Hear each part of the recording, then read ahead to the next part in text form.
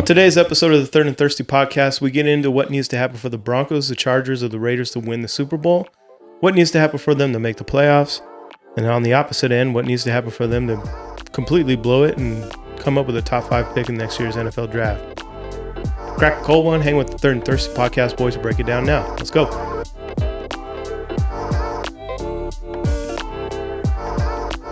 Welcome into the Third and Thirsty podcast, your one-pot stop for Broncos, Chargers, Raiders, Kansas City referee, and Taylor Swift free AFC West banter. I'm your host, Alex Bell, representing the Denver Broncos. To my left, I have Omar Rubio, one of 13 Charger fans. To my right, I have Edgar Larios, who's representing the Los Angeles or Las Vegas or Oakland Raiders, wherever the hell they decide to play next year. So, how was our Memorial Day weekend? Good. Spent most of it with you. Yeah, Yesterday, got into some barbecuing. Well, my boy Alex got down on the barbecue. Tri-tip and ribs. Yeah, it was delicious. Had some good beer, some Fig Mountain beer. So all day. Good weekend. Yeah, can't complain. Saw Lilo and Stitch today too with the kids. So Yep. We found a good balance this weekend with beer and kid time. So that was fun. And you got some fishing done. Yeah, I went fishing today and then just spent some barbecue with my family. Nice. Can't beat it. We are recording on Memorial Day, so we do want to give a quick shout out and a thank you to all the fallen soldiers that have protected our country, anyone that served. Thank you very much. So today we're going to get into a couple different things. We're going to talk about what needs to happen for the Broncos, the Chargers, and the Raiders to make the Super Bowl and win the Super Bowl. What's going to need to happen for them to just make the playoffs. And then we'll go to the opposite end. We're going to get into what it would look like for each team to fall into the top 5 of next year's draft. I don't think anyone's going to have fun talking about that. And then we're going to get into some linebacker and wide receiver room talk, filling in topics until the season starts. Yeah, it's pretty quiet. I mean, all the NFL is pretty quiet. I mean, yeah, teams have their mini camps going, but nothing really comes out of these things. Everybody's just hoping to get a little bit of work done, come out healthy, get to your break, and then get back to work once training camp starts. Yeah, this is the tough part of the year where we're really putting in the work and making our money, as they say. But we are not making any money from this thing, so not at all. It'll get a lot easier once the season starts. But I guess one thing that happened was the Tush Push ban didn't go through. Yeah.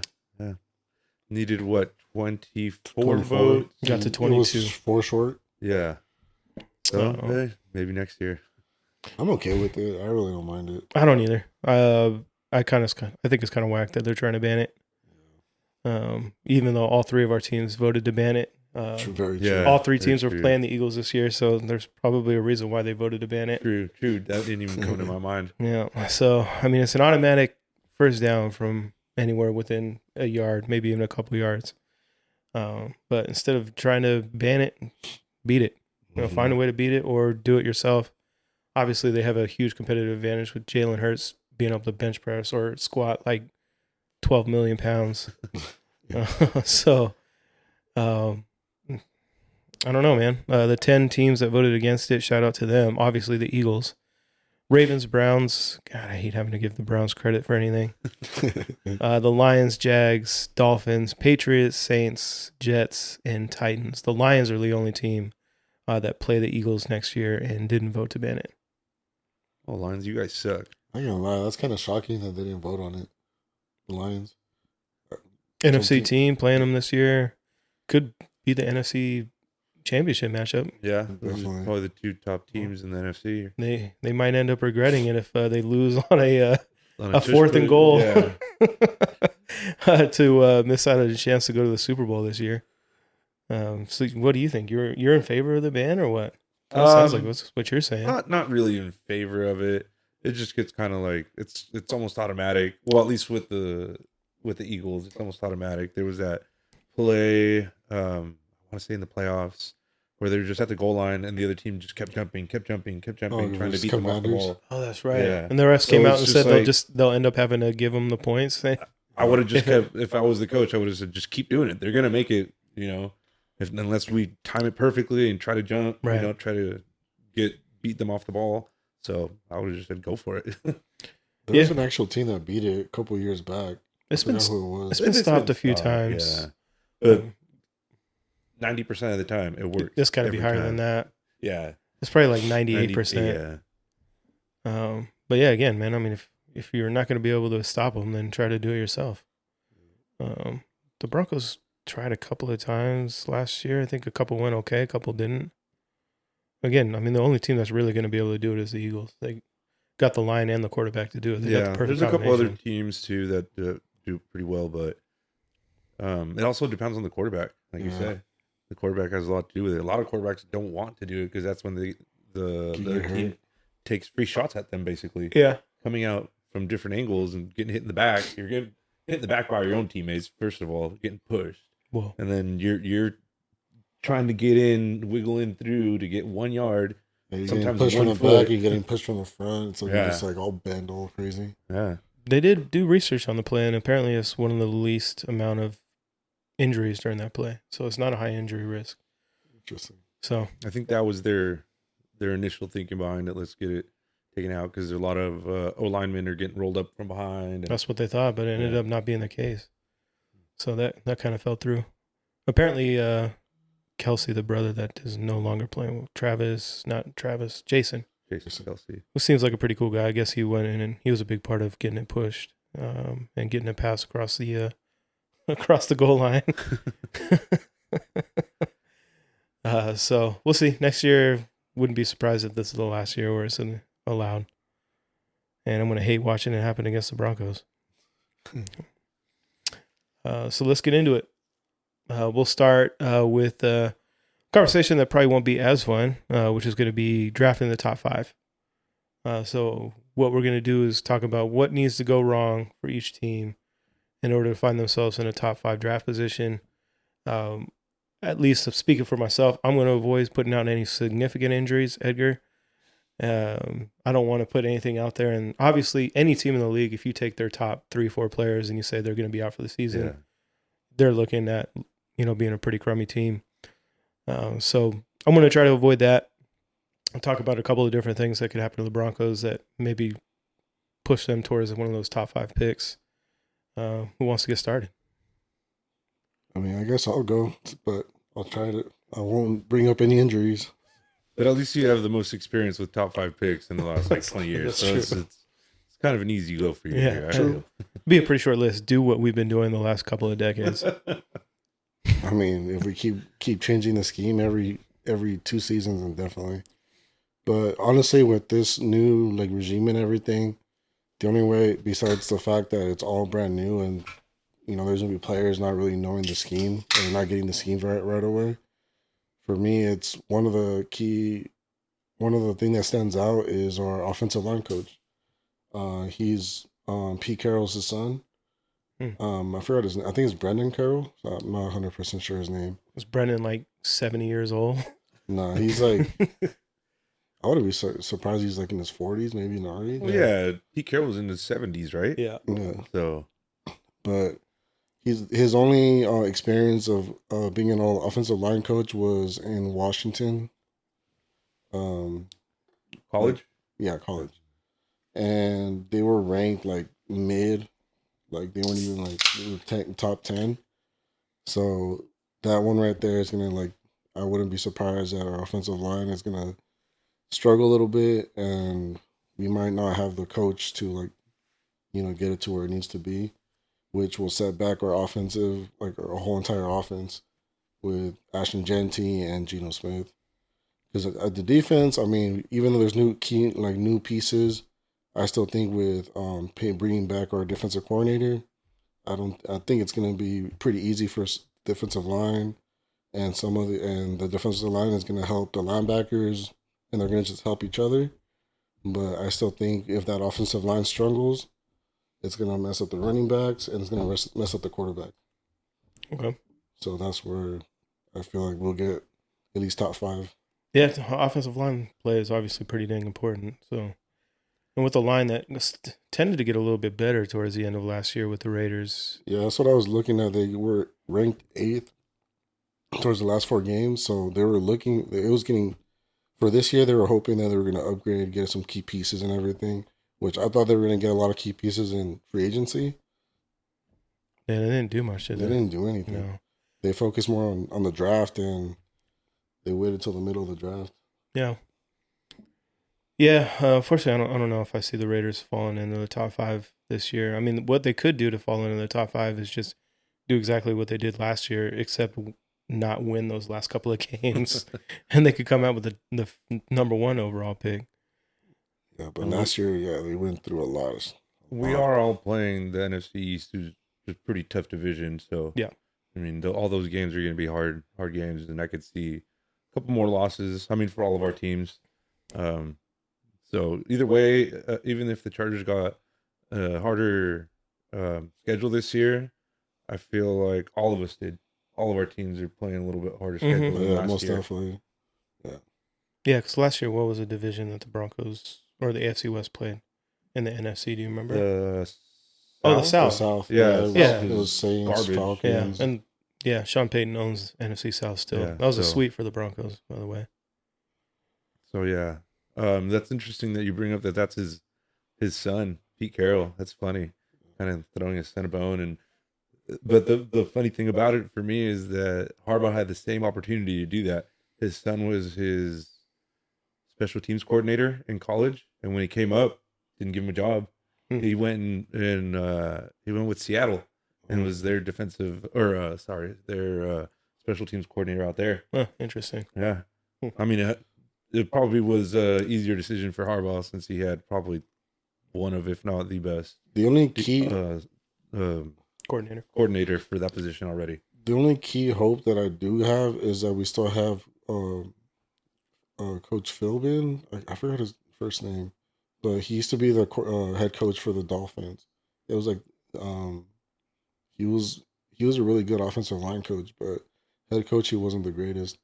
But he's like more of an office. He has like more of an office job, so I don't really know how hands on he's gonna be with the offensive line. But I mean, I would have just gave him the job instead of giving it to his son. But I don't know. It's gonna be interesting to see how the offensive line goes. We'll see.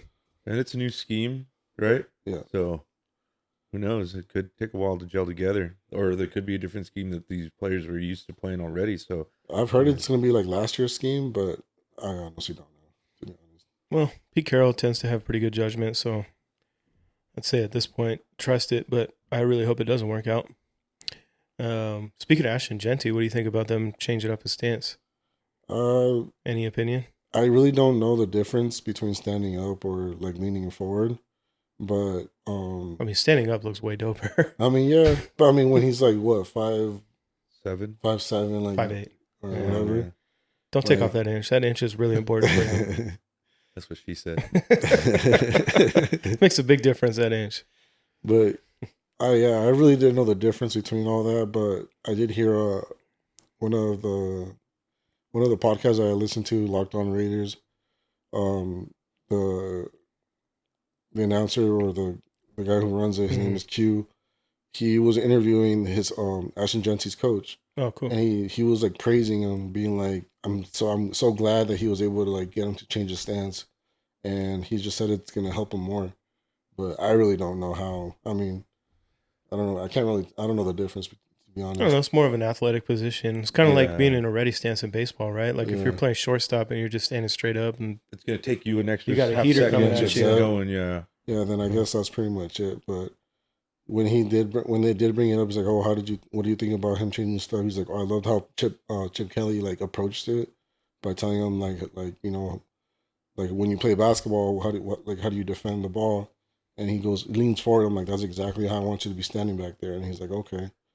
So he was praising him, but like I said, The only thing that I would say that the reason he was doing that before, standing straight up, is he is a little shorter. These old linemen are 6'4", 6'5", you So know. trying to see see over that So line a he's little bit. got to see over them, even though they're down in their stance.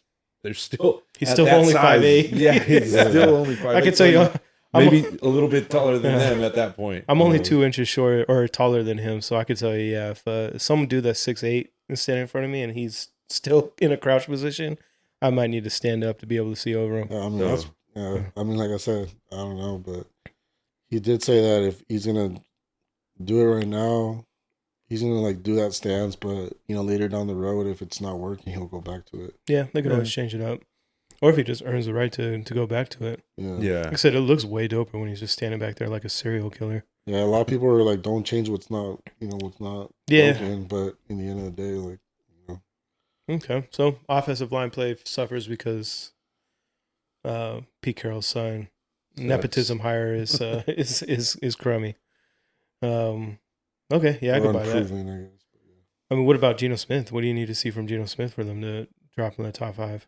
Well, I did hear about Geno Smith that when he has a good offensive line in front of him, he can play his best. It's pretty good off the play action. And 2022, he had his best year, which the Seahawks still didn't have one of the best O-line, but it was pretty much like the best he's had since he's been there. And he threw over like 43,000 yards. He had over 30 touchdowns. That's a lot of yards. And he had like 11 interceptions. So like he can get the job done, but he had weapons though when he was there. You mean DK? He had Tyler Lockett. He did have a definitely. Yeah, he had weapons. So I could see that why he did that, and if he had all the time in the world to be able to stand back there and read defenses, then true would have been a lot easier. I do have to go back to you saying 43,000. You sure it wasn't 4,300? Oh, I didn't catch that. Oh yeah, I didn't catch that either. I didn't catch that. Sorry. I'll say, God damn, he destroyed the records, man. I need to respect Geno Smith. Yeah, I didn't catch that, but yeah, 4,300. But yeah, Geno Smith I think is key. I think Genty's gonna do what he's gonna do, but Geno Smith, he's definitely gonna take away some of like the pressure off of him. But yeah, for him to have a good year, that offensive line has to do his job. Yeah, that's true. That's for a case for every quarterback. Okay, you want to go, or do you want me to take the reins? Sure. Okay. Take it. For the Chargers to have a top 5 pick in the 2026 draft, I feel like it would have to be the defense just falls apart. Well, not just falls apart, just nobody takes a step forward and maybe regresses a little bit. You got 2 guys that were drafted in the 5th round last year, rookies last year, going into their sophomore season this year, with a lot more expectations. They came into the season last year as depth pieces, didn't know what you were getting from them, maybe some special teams play. But once, as the season rolled on, those guys became really big key pieces. You lost Asante Samuel Jr. at the beginning of the season. I want to say the 2nd or 3rd game. So then those rookies had to come in and play. And then so if they don't take a step forward and even take a step back, and they lost the key piece in the defensive line and Puna Ford, and they try to replace him by bringing in some bigger bodies, bigger guys. The guy in the 3rd round they drafted, but still all new pieces. You never know how it's going to play out. I feel like even our defensive edge rushers are going to be tested this year. You got Tuli Pulotu that's going to come into his own, most likely as it sits right now, going to be the starter, opposite of Khalil Mack. And Khalil Mack is a little old and long in the tooth at this point. He's 34, I want to say. So either 33, maybe 33. 34. Yeah, it sucks being at the age now where you're talking about old football players and you're older than them. True. But it's I don't think it's ever gonna be with him like a falling off the cliff. It's gonna be a gradual decline. So I still feel like he's gonna put up decent play, but yeah, I feel like he'll still play, but not as like fast and strong like he was before. Yeah, and then I mean the offense, they improved, I feel like, but I feel like if the defense kept him in a lot of games last year, whole lot of games. The defense was ranked, I think, top 10, either 10 or just outside of top 10 overall defense, but they were the number 1 scoring defense in the league. Yeah, they might have padded that stat with a little bit of the shitty teams that they played. Yeah, like pretty weak schedule. Earlier. So, but they beat the teams that they needed to beat, and they held them down. They showed what they could be as a defense against the mediocre quarterbacks. So we're playing a lot harder teams this year. So if the offense doesn't improve and stays just even keel, and the defense takes a step back, I could see that being the cause of top 5 pick Yeah. the next year. Yeah. Obviously, I definitely don't see, I mean, really any of our 3 teams falling into the top 5 of the draft next year. But if the Chargers were going to do it, the way I see it is if they just charger every game. So like it's still a decent team, but they just end up losing every game in the fourth quarter. Justin Herbert throws a couple of interceptions, untimely interceptions there in the fourth quarter, and defense falls apart. And then if the tougher schedule just gets to them. Yeah. At the very least, even with the line that they had last year, the O-line, no weapons that they had last year except for Lad McConkey, Ladidi, you still got competent quarterback play the whole season. There wasn't ever a game where, except for the playoff game, that Herbert put you behind the 8 ball. He gave you competent play, and he wasn't the reason that, you lost the game. How worried are you going to be personally if the Chargers make the playoffs, are favored in the first round game, and Herbert has a bad game again, and they lose? At this point, are you starting to be like, oh no? A little bit, but I mean, there's no better option at this point. Yeah, I mean, you're probably not going to draft a guy, but No. aren't you going to be a little worried? Like, is this what Herbert is? Maybe, but I think Harbaugh is going to be a big reason that changes. It didn't change this year. It didn't. Yeah, but like I said, he had nobody but Lad McConkey to throw to. Had a O-line that in the interior was just getting pushed back into his face, right as on a 3-step drop back. They were right up in his face. He had really no running game, except for some of the big runs that J.K. Dobbins had here and there. Yeah, when Dobbins was out, it was a little tough for them. Exactly. That's what I was about to bring up. Is when he went out, except for when they played the Broncos. Yeah, later in the season, that offense really struggled, and you could tell that they just really had no options to go to. But now this year, I mean, like I said, it doesn't play into the question that we're, the situation we're talking about now. But this year, I feel like they got more options. Okay. Well, I'll get into the Broncos. Again, avoiding injury talk. Obviously, don't feel like the Broncos are going to be sniffing top 5 pick in next year's draft, but weird shit happens in sports, man. No one outside of Tom Brady probably would have thought he was the going to be the best quarterback of all time being drafted in the 6th round, So, unexpected things happen in sports. If the Broncos draft top 5 next year, they're going to get off to a slow start. They got a pretty easy schedule to start off. They got the Titans and the Colts. They'd have to lose those 2 games and then lose against the Chargers in week 3. Be 0-3 with a divisional loss already. You're going to have to add in a lot of divisional games there that they lose as well. Probably get swept in the division if you're looking at top 5, or maybe win a game or 2 against the Raiders. Maybe sneak one away from the Chiefs or the Chargers, but you're not winning more than 4 divisional games. I mean, you're probably winning 2 at most if you're drafting top 5. Another component that needs to go into it if the Broncos draft top 5 is Nick Wright needs to be right about Bo Nix. Nick Wright, if you're listening, you're wrong. Big old Nick wrong over here. He keeps saying that he's going to be like Mac Jones, have a solid rookie year, and then just fall off a cliff. If he's right, which has been right about the Broncos quite a bit over the last couple of years. That Russell Wilson season, I think he had the Broncos winning 3 games. They ended up winning 5. I really hope he's not right about this, but if Bo Nix just falls off a cliff, looks like he's never played football next year, is terrible. That would lead him to a top 5 pick. Another player that falls off, doesn't help out, is Sutton. He's getting to that point where he's definitely not old. No, but football players, he's not young. Yeah, football players age quick. Yeah, he's not young. So if he falls off a cliff this year and Bo does too, and there's just no offense, RJ Harvey is a bust. He doesn't do anything. And like Jaleel is the starter and leads the team with 600 yards rushing. That's how I could see the Broncos drafting top 5. Obviously, I don't think any of this is going to happen, but those are some of the things that would definitely need to play into it. If the Broncos Bo will fall off a cliff.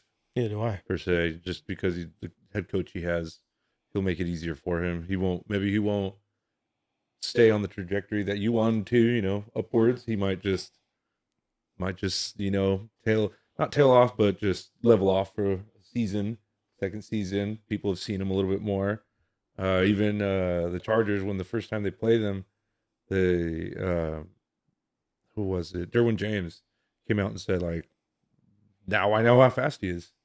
He said he saw him. He was like the spy on the play, and he's like he's fine. I can get there, and he outran him.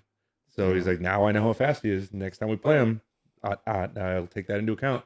Yeah. So first year he's trying to get adjusted to the league, but now the league's got to get adjusted to him. Mm-hmm. So it's like with any quarterback coming into the league. True. But yeah, he's definitely more athletic than a lot of people gave him credit for. His rushing really kind of tapered off there in the middle of the season. And then we found out why after. It was because he had a broken bone in his back. So they were just holstering him and keeping him, trying to keep him in the pocket as much as they could. Well, that's another thing. He's not. He's tall, but he's not. A bulky guy. He's not. He's a little bit bulkier than you would think, man. He's not small. He's not like Jaden Daniels. He's not skinny. What is he? What's he? I don't know what his Probably like he weighs in at. 6'3", 6'4"? Oh, I thought you were gonna say 160 pounds. No, his height like 6'3". I don't know. He's relatively tall. I don't know what his measurements are, but he's a bigger looking dude when you actually see him. So, yeah, I definitely don't think he falls off a cliff. I don't think any of this happens, obviously, but those are some things that would happen if they're going to drop top 5 for sure. Yeah. So let's get into a little bit more fun and optimistic conversations. We'll start with playoffs. Playoffs? Yeah. So for a team to make the playoffs, and you could, if you're watching, you're saying, well, what's the difference between a team that can make the playoffs but can't win the Super Bowl? Look at the Broncos last year. They are a perfect example of their ceiling was making the playoffs. There was no way that they were going to go into Buffalo and then go into Kansas City and then go into Baltimore and win all 3 games in the playoffs and then beat the Eagles, So obviously there's another step there for the Broncos. Of all the teams that made it to the playoffs last year, what team do you think that if they could have beat on round 1? The Chiefs. The Chiefs? They definitely could have beat the Chiefs. Game. They know them West. They played them really well in Kansas City. If the Broncos were able to pull off an upset in Buffalo, I really do feel like they would have went in and beat Kansas City. But winning the Super Bowl last year was not in the players or the Broncos, possibilities. As a honest Bronco fan, try to be honest, Bronco fan. So that's a perfect example of a team that could make the playoffs, but that's probably going to be their ceiling. So we'll apply that to our 3 teams going into next season. What does that look like for, say, let's go, Edgar, Raiders? I'm going to go back to the O-line. If that O-line clicks his own cylinders and it helps that offensive line, that offense move, I can see us winning more games because I have a really good feeling that the defense is going to be a lot better than it was last year. I mean, it can't get any worse, but let's say how much better. But to be honest, is that I feel like that D-line is going to have plenty of pressure, especially coming through the middle. Our linebackers are going to be. I have faith in the linebackers as stopping the run. I still want to see who's going to be able to cover the tight end, but we'll see. They might just be putting Jeremy Chin on them. And that secondary, like every single time, every Pete Carroll team, they've always had like really good corners. Yeah, but they had the pieces in place. Who are you relying on this year to be those guys? Well, last podcast I couldn't figure out his name, but Jacoby. My God, Jacoby Jones? No, not Jacoby Jones. Jacorian Bennett. Okay. He was one of our top corners last year until he got hurt. He was able to hold Jamar Chase under like less than 30 yards when we played the Bengals. Like he was actually doing really good until he got hurt. But the opposite, Jack Jones, he was just getting lit up like a freaking firework. Like he was giving it way too many touchdowns. Is he still with the team? No, they cut him. Right? Yeah. No. Eric Stokes, we picked him up from the Green Bay Packers. He's been starting with the ones, and we've been hearing a lot of good things about him. The only thing is that if he can just, stay available, because, but also that rookie Darian Porter, he's also been running with the ones, and they've been saying that he's been doing really good. But right now it's all short, so we don't really know. But I feel like our defense, like I said, I'm confident our defense will do its job. The only thing that kind of was worrying me is that offense, like because it all starts with that offensive line. So you're thinking just coaching itself is going to get your team better? Yeah. Okay. What do you see from Geno Smith if they were just to make the playoffs? I feel like it would be kind of like you guys. First game we lose probably. Like Geno's a good quarterback, but I just feel like he would have to be like I don't even know like he'll be able to get us to the playoffs, but it'll be mostly because Gentry's like helping him. Mm-hmm. But for him to if I did put down for the next question, I did put down for him to have a good game. I mean, a good season, but even then, I still feel like, like it's 50-50. I just feel like he'll have a good even if he has a great season, I just don't know I would say if our offensive weapons with him, like receiver wise, because tight ends, I mean, we're good on the tight ends, but he would need another. We would need another receiver for him. Okay. To win, I mean, to be able to go to the Super Bowl, but playoffs, I think with Genty, Brock, and Mayer, all of them, I think we can win a couple of games, make it to the playoffs. But I don't know about winning the first playoff game. Okay. Yeah, that's fair. Yeah, that all makes sense. If the Broncos were to just make the playoffs next year, I'd expect it to be pretty much the same season as last year. I mean, that's what they did, right? So be generally the same. Bo Nix is pretty much the same quarterback, doesn't take a huge step forward like I expect him to.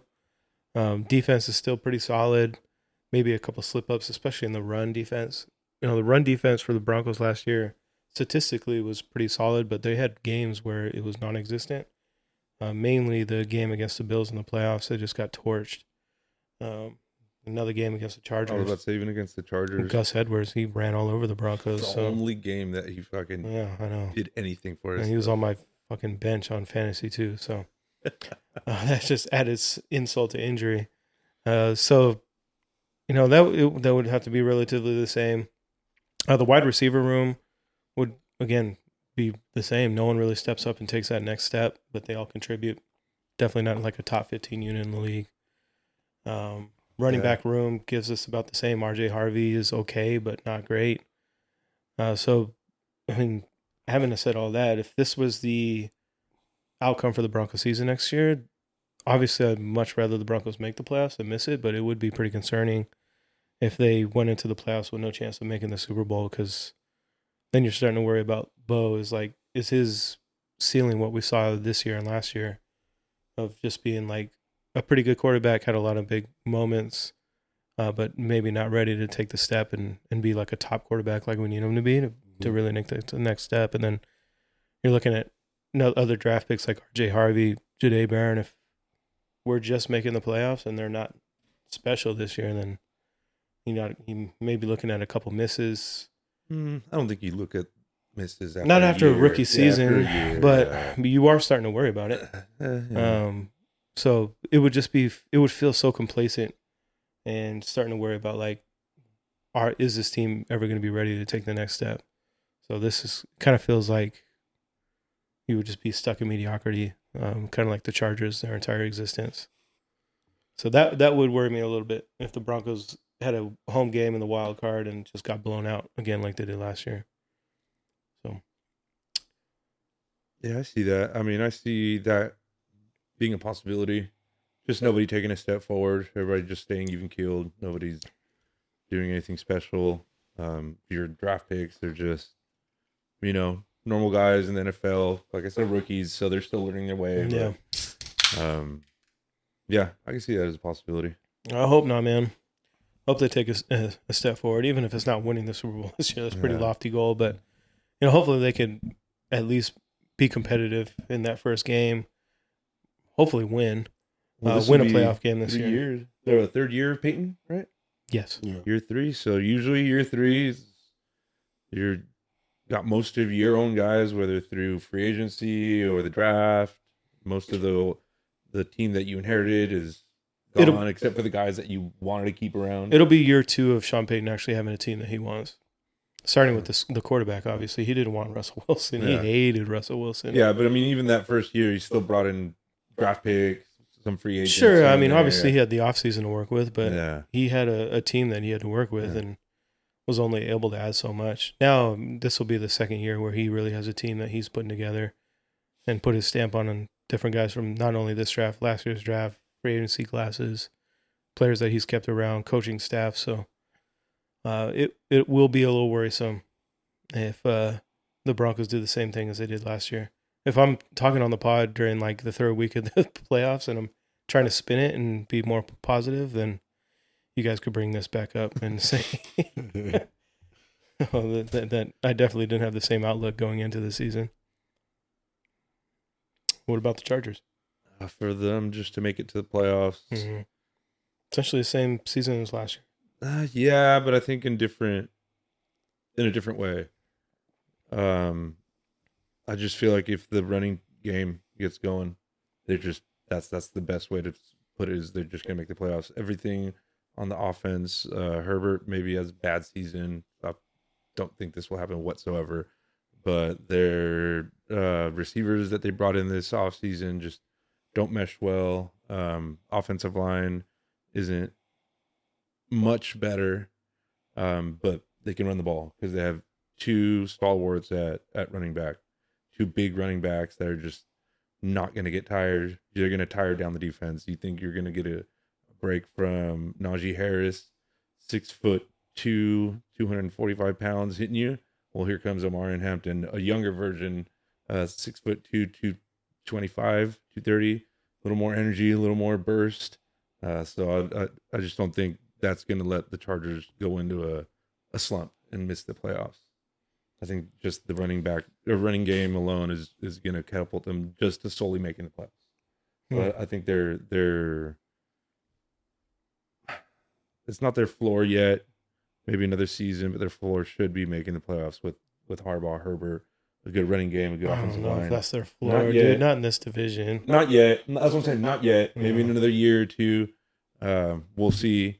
But I feel like they're going to be competing for a playoff spot every year, just because of for sure. the style of play, that Harbaugh is leaning towards. Last year, like you said, for Peyton, first year, he inherited a team. Mm-hmm. He didn't have a team that he envisioned.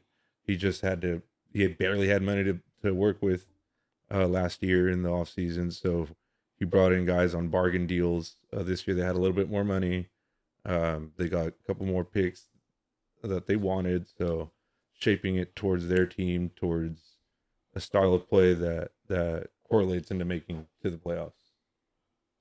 Okay. I mean, I think your defense will definitely not help out the offense as much. But if your team doesn't become balanced, yeah, you can have two running backs, but that's what I'm saying. I think the running game itself will keep us. You have enough confidence in the offensive line to be able to do that? Yeah, with obviously the tackles, Becton, bringing in Mekhi Becton is going to be a big help, because I feel like last year it was just the whole interior. It's like they had no idea what was going on. Now at least one side is locked down. You get Joe Alt and Mekhi Becton. You just better hope 6'8", 6'6". You better hope they don't have the middle and then people coming in the edge. Well, yeah, but then that means that they have to the double center. team But then that means the center cannot worry. Not they're not going to worry about the right side, but maybe he's like, all right, Mekhi can do a one-on-one. We don't need to double team this guy. I'm gonna. Well, he's definitely not to help the center. That's what I'm saying. No, that's what I'm saying. The center's going to be able to focus more on the left side, helping that guard. Maybe they're going to need to be double teaming guys instead of on the right side. So I feel like it's gonna have a trickle down effect for the rest of the line. One big addition is going to help out the line altogether. So I think that'll keep them confident along the line. And Mekhi Becton's freaking huge. He's big. He's like we gotta hope he keeps up his play. 330, yeah, for sure. So, like Edgar says, as long as you can keep him healthy. So, I guess almost kind of actually the same question, but more team related, more than just Justin Herbert. But if they do the same thing the next year and they just win or make the playoffs and lose first round, how are you feeling going into next year? Are you still feeling pretty confident or what? I think so, especially because he still really only has one proven receiver, and that was 1 year of Vlad McConkey. Mike Williams, you still don't know. He had a down year last year after tearing his ACL the year before. These rookies, the receivers that are coming in, you never know what you're going to get with a rookie receiver. Look at what they got from Quentin Johnson. Mike Williams, when he was a rookie, he had a really down season as well. You don't know what they're going to do. They could have a hard time adjusting to the league, get pushed around a little bit because they're maybe not used to having a grown man pushing them around. So I wouldn't be too worried about it. It would be a little bit worrisome. A couple years already, 3 games of losing in the first round. But the first game that they played against the Jags, I don't see that on Justin Herbert whatsoever. He had 30 points, 33 points. Lit him up in the first half. Second half, they just couldn't run the ball, and that they weren't able to bleed the clock, and they just kept going with running the ball even though they weren't getting any yardage. So I don't blame Justin Herbert for that. You can't blame 30. You get a guy that gives you 30 points in the playoffs. I don't see that as a bad game. Last year, yes, he had a bad game, probably the worst game of his career. College, He's just not built for the playoffs, man. college. Yeah, I mean, he won the Rose Bowl, so there's one kind of playoff-ish game that he's won, and that was his last year in college. So, and this is a question for you, Alex, and for you. So, you're saying that like last year when Herbert was playing against the Texans, it wasn't his fault, because I guess the ball was going through the receiver's hands, all this and that. Oh, I'm not saying it wasn't his fault altogether, but there were other factors that it wasn't just all him. But I was gonna say like his worst game. He'll probably tell you is his worst game in his career since he's been playing like Pop Warner football. Then that's probably his worst game ever. So what's exactly like? Because I've been hearing like, and I'm gonna use the Cowboys for an example, like Dak Prescott. He's always choked on the playoffs, but they keep saying that it's not his fault. And that's why I was gonna ask both of you, like, if Alex for Bo and you for Herbert, like, for you, like, I mean, Alex says that they lost against the Bills, and the Bills were a really good team. Mm-hmm. But like, if next year they play a team, would you like what kind of like? How can I ask this question? What kind of game would it be where the point where like you can't blame it on the quarterback? Like. Well, same thing that happened with the Chargers and the Jags. That the offense gave you 31 points, 30 points, and then the defense just gave up 35 points because they couldn't hold it. So, like, you just said the defense just gave up, or play calling and stuff like that. Yeah, I would say just the defense. Like what? Like if you guys lose the game, like what kind of like what would it be like for you guys to be like, oh yeah, it wasn't on Bo or it wasn't on Herbert. Yeah, I feel like both sides just be the defense didn't do anything. The defense got exploited. Something in the defense. The Broncos game against the Bills last year in the playoffs. That was a game where the Broncos couldn't contain the run at all. James Cook went for 23 carries for 120 yards. But the big thing was the time of possession. Bills had the ball for 41 minutes to the Broncos 18. I mean, they were just crushing the clock, keeping Bo and the offense off. Yeah, but then even then, Bo didn't have a great game. No, he didn't. He was 13 of 22 for 144 yards. So he didn't get the ball much. But the thing for the Bills is they went into the field knowing that Bo had to throw because they weren't able to run the ball. He was also their leading rusher with 43 yards. So I don't know if I'd try to lift the blame off of Bo at this point because, again, going into that game, you certainly don't expect to win. At least as a fan, I hope the players expected to win. But Bo obviously didn't have a great game. But being that he was a rookie, a lot of people would argue that he overachieved last year. Same with the Broncos. Going into Buffalo in a tough weather game and just getting the shit kicked out of you. It was an all-team effort rather than just Bo having a bad game. shitty weather shouldn't really bother you guys as much since you guys are same. No, it just makes it a tough game, especially if Yeah. one You can't run it. your run defense sucks and you Yeah, can't run and the you ball. can't run it. It was just a recipe for disaster. Well, from the that could start. also go for the Chargers playoff games. I'm not don't know off the top of my head, but I want to say they only had like 40 yards rushing. So it was no run game.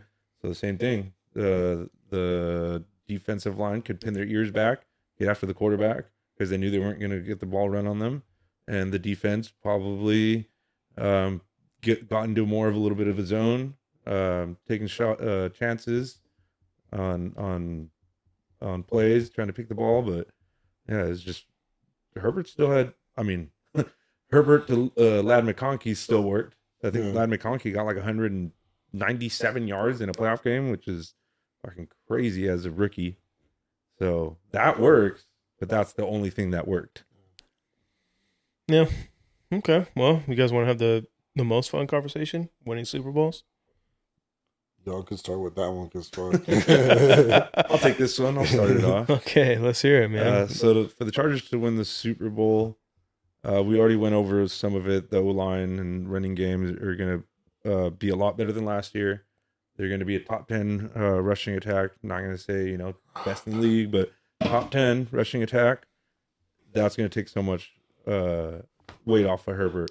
And if their receivers come in and Ladd McConkey's still doing good, he gets that connection back with Mike Williams, who they just had this connection this whole time, especially against the Chiefs.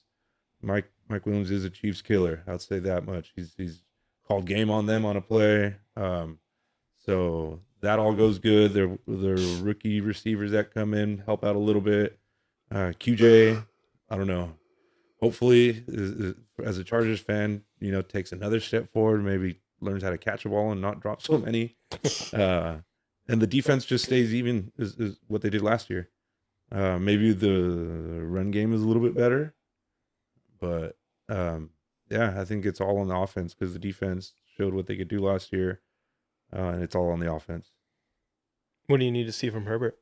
Herbert getting that down the field throw again. He's been lacking any speed receivers. I mean, Ladd McConkey is a speed receiver, but he's mainly a slot receiver. Mm-hmm. He does play some on the outside, but he does all his damage on the inside. So just keep him there. He's going to be that safety blanket for him for years to come. But you get Mike Williams, those jump balls. That's really going to open things up a little bit more in the middle of the field, I feel.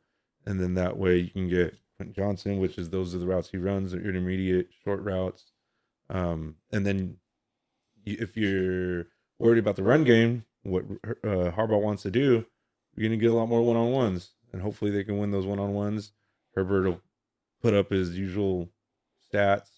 Last year actually was a little bit of a down year just because they were trying to run the ball a little more.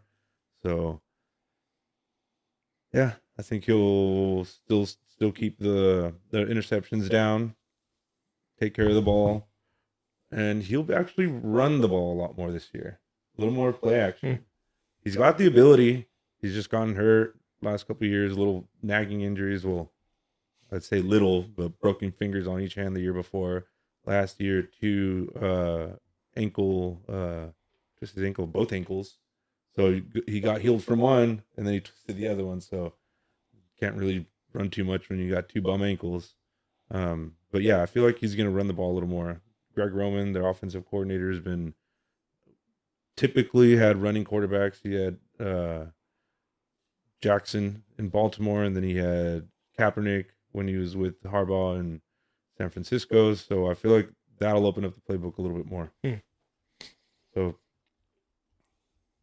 let's say 30 touchdowns, 5 interceptions, and 5 rushing touchdowns. That's a lot. Yeah. But 5 rushing touchdowns, I feel like that will have defenses on their heels. Okay, definitely a scenario I don't want to see happen. I know how insufferable you'll be if the Chargers win a Super Bowl. Definitely. But who knows, man? I mean, Chargers going to be pretty solid next year. So those are things I could see happening. You have anything to add to that, Edgar? think so. You No? could see it happening. I mean, yeah, but it's just for me. Is if anything, the only way I can see it happening is if those rookie receivers step up, and then those rookie, defensive tackles and your pass rush steps up, basically. Yeah, the pass rush is it took a little bit of a hit. I mean, yeah, Bosa wasn't the numbers that he used to be, but it was still a big guy. He played well against the run. Didn't get all the sacks, but still put pressure on the quarterback. Yeah. Okay. Well, I'll get into the Broncos and the possibility of them winning a Super Bowl next year. Now, I'm not going to bet the house on this, but if I did live in a free state that allowed me to use my money how I feel free to use it, and I was allowed to gamble on sports, then I maybe I would put a couple $100 on them. I can't remember what their odds are now, but it would be a pretty nice payout. Putting a couple $100 on the Broncos to win the Super Bowl this year. So first off, I mean, it goes to Bo Nix, right? But for the Broncos to win the Super Bowl, I don't think he needs to be up there with like Lamar Jackson, Josh Allen, Patrick Mahomes, Joe Burrow. I don't think he needs to be a top 3 quarterback. Look at like maybe top 8, top 9. So last year he had a 66% completion rate with about 3,700 yards, 29 touchdowns, 12 interceptions. So if he can make some improvements, maybe get it to 71% completion, 4,400 yards, really bump it up to 40 touchdowns and drop those interception numbers down to maybe like 8. It's pretty comparable to what Baker Mayfield did last year. Baker Mayfield did have a few more picks. I think he ended up with like 16. But if he could be like Baker Mayfield. Yeah, but Baker Mayfield I feel like takes a little more chances. For sure. Yeah. They're definitely different quarterbacks, but I'm just saying if you're ranking quarterbacks, if you could put them up there close to Baker Mayfield, the Broncos have the defense that would be able to complement that. So he doesn't need to be the quarterback that really carries the team like a Burrow or a Mahomes or Allen or Jackson. He just won't lose you a game, especially with the coach he has. Mm-hmm. He has you need him to be, pretty competent. He can't be like Trent Dilfer winning the Super Bowl with what was that with the Baltimore? Ravens? Yeah, Baltimore. Baltimore's team overall was a little bit better. Yeah. To win him that Super Bowl, but Bo Nix, if he's like a top 8 quarterback, that's the first step. Speaking of the defense, they've got to improve even more than they did last year. They've got to be pretty comparable to 2015. Now, obviously, I don't think they're going to be better than 2015's defense because you got Von Miller in his prime, DeMarcus Ware. Von Miller's still out there. Yeah, that's not happening. Derek Wolfe in the middle there. Obviously, really great linebackers with Trevathan and Brandon Marshall. TJ Ward, goes on and on. Talib, Chris Harris, Robley. Really great defense. If the Broncos could really step up on a couple different areas of the defense, say like, Benito takes another step forward. He took a big step forward last year. But say DeAndre Tillman, he had a pretty good season with 5 sacks in 12 games. He came from the UFL. Pretty cool story for him. Jonah Ellis is in his second year if he really steps up. And then Riley Moss, if he continues and says, maybe turns into a shutdown corner like PS2. You got 2 shutdown corners on the defense. A really solid pass rush. Broncos led the NFL in sacks last year. So, they've got the pass rush already. But I'm just going to need a couple of individual players to step it up. And then obviously Hufanga, Greenlaw, need those guys, those new additions to really come in and make big improvements on the defense, which I think they will. Greenlaw is obviously going to be a really good cover linebacker, and really add that dog component that the Broncos were really missing last year. Broncos had a really good defense, but you don't really look at anyone on the Broncos defense to say that guy's a dog. Greenlaw is him. That's one thing the 2015 defense had all over the place. Starting with like Derek Wolfe, DeMarcus Ware, Aqib Talib is like the definition of a dog at corner, ripping chains off of fools. So Greenlaw is going to add that. And then on the offensive side, wide receiver room needs to have at least 2 players that really kind of step up and step into a premier role.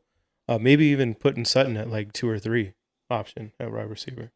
So say if Sutton is 2 or 3 to Mims and either Franklin or Bryant or Vele, if a couple of those guys really step up and become premier wide receivers, that puts them in a Super Bowl window. And then RJ Harvey, rookie, he looks like he has all the traits to really be a star. If he takes that step and goes for like 1,300 yards, then you're looking at a really dominant offense with that offensive line. A couple of wide receivers stepping it up. Ingram, Bonix having a good year. That's definitely how I see the Broncos getting to that point and winning a Super Bowl this year. Yeah. That's a lot of what ifs. Yeah, it's a lot of what ifs, but none of that really. You didn't put it all on Bo, is what I was trying to say. You said everybody around Bo has to get better, and Bo can have the same type of year, but he wasn't a top 8 quarterback last year. So well, I'm saying, but if everybody around him gets steps better, up, then that means Bo got better. For sure. I mean, you don't win a Super Bowl just because your quarterback's good. Yeah. Joe Burrow didn't even make the playoffs last year. Patrick Mahomes. Well, that's what I was going with earlier with like my comparison for the Chargers about the top 5 pick. Their offense, stays the same, but their defense just blows up, so they turn into the Bengals. I mean, the Bengals still almost made the playoffs. No, they have a much better quarterback. Much better receivers. That's true. That too. Much better receivers. So that helps a lot. They missed the playoffs, but barely. Yeah. Yeah, I mean, it takes a whole team effort to win the Super Bowl, right? For the most part.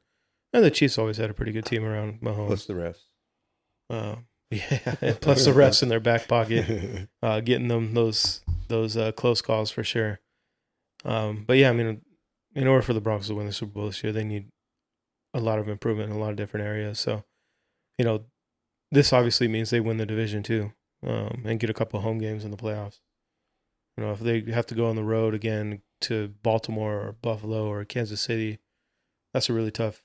Even if you have a arguably better team at that point in the season, it's tough to go in to a situation like that and win a game. So yeah, they need to lock up at least a couple of home games there in the playoffs. So how do the Raiders pull off a miracle? Shit, by me selling my soul? No, I'm just kidding. You're trying to sell it for other things last week. What else? How many souls you got to sell? Shoot.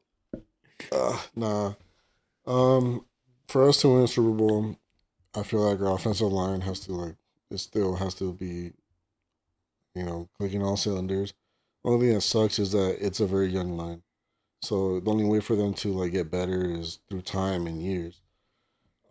Besides that, I feel like our rookie receivers this year, they have to take a huge step. You can't compare any of the receivers that we have to DK Metcalf or Tyler Lockett. But, I've been hearing a lot of good things about Jack Bash during OTAs, and Thornton Jr., I mean, he has the speed. Surprisingly, people were surprised with his route running, so all he has to do is just show that during the season, and we'll see how it goes. But you can't compare none of those 2 receivers to DK, so we would definitely. Even Tyler Lockett. Tyler Lockett was a good receiver. Yeah, he was. Mm-hmm. Did he sign somewhere? Yeah, he went to the. What was it? I was gonna say Bills, but it's not the Bills. No, he did sign. He did sign somewhere, though, huh? Yeah. But yeah, so I feel like that, and then obviously Genty has to have a really good, not even just rookie of the year, fucking offensive player of the year type of season for us to make it Super Bowl. Our defense, our linebackers are gonna have to really step up. I feel like the corners will do just fine, but our linebackers are basically, the one for our defense to be to Super Bowl worthy, they would really have to step up. And then Roberts he won a Super Bowl with the Patriots, and obviously Devin White with the Bucks, but they're getting old in the tooth. Yeah, this is a while back already. They're getting old in the tooth, so you can't really ask too much of them. Hopefully the younger linebackers are learning from them, but for us, it's just we're a very young team, So a lot of the players that we have to step up and take huge roles. Yeah. So I mean, even as much as I would love them to win a Super Bowl, I don't see it anytime soon. Yes, it would be pretty damn impressive if the Raiders could pull off winning the Super Bowl this year. Yeah. A lot of things would have to go right for that to I happen. mean, for me, just making it to playoffs, I'll be fucking happy. I don't give a damn if we get destroyed by one of you guys in the playoffs. As long as we made it, good with me. I don't know. I'll make you regret saying that shit if the Broncos beat the shit out of the Raiders in the playoffs. I'll be like, we made it. We made it. Yeah. The Raiders need a lot of things to go right. They're definitely going to be better than last year. That's for sure. I could feel pretty confident in saying that. But just kind of like the Broncos last year, going in and saying they're going to win the Super Bowl is pretty crazy. Geno Smith really needs to have a great year. Yeah, he needs to be a better version of Geno Smith than he's ever been. And you kind of have already seen his peak. I think so too. I think we all know what Geno Smith is at this point, which is. And who knows if he'll get back to that peak? Yeah, I mean, I wouldn't say that it's. I wouldn't say his peak just yet, just because he still hasn't had, I want to say the perfect line, but because all his line has been 20th and worse. So if he can get at least one, if he had the line of any of your guys' line, I'm pretty sure he would be doing just as much as better than the last 5 years. I'm pretty sure the Broncos aren't going to trade Garrett Bowles, Quinn Miners, and McGlinchey and Powers over to the Raiders this year, though. So that's not going to happen. Nah, but the Raiders' offensive line did get much better at the end of last year. So their interior, yeah, interior. DJ Glaze. I'm just hoping he has a really good. I hope he takes the next step forward because he wasn't supposed to start. He was just filling in for an injury, and he just never looked back. He just took it over. That's what happens sometimes, man. They just need a little bit of playing time, and they show what they do. And that's the thing. Like JPJ's a second year. Denzel Perriman this is gonna be his last year, so he's playing for a contract. Denzel Perriman is playing for the Chargers. Dylan Parham, sorry. Dylan Parham is playing contract year. Colton's playing contract year. I think I saw that one of the rookies are playing guard already, and then tackle they're putting him on left tackle. They're letting him play the left tackle and the right guard, but I don't know. We'll see how it goes. DJ Glaze they're leaving him DJ at right Glaze. tackle, but it's a really young fucking offensive line, and the only way for them to get better is just gonna be more seasons.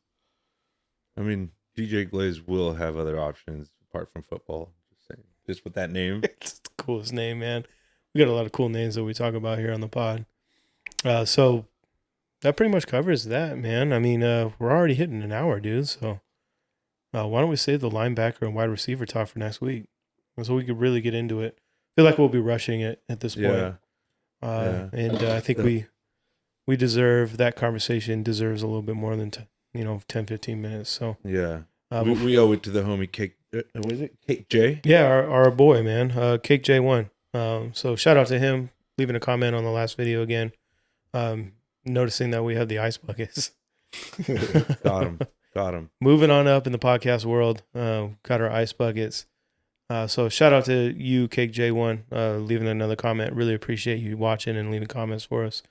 We're going to get to that linebacker and wide receiver room talk next week when we really could dedicate some time to it and make sure we could leave a couple of good comments on what we think is going to happen next year for our teams.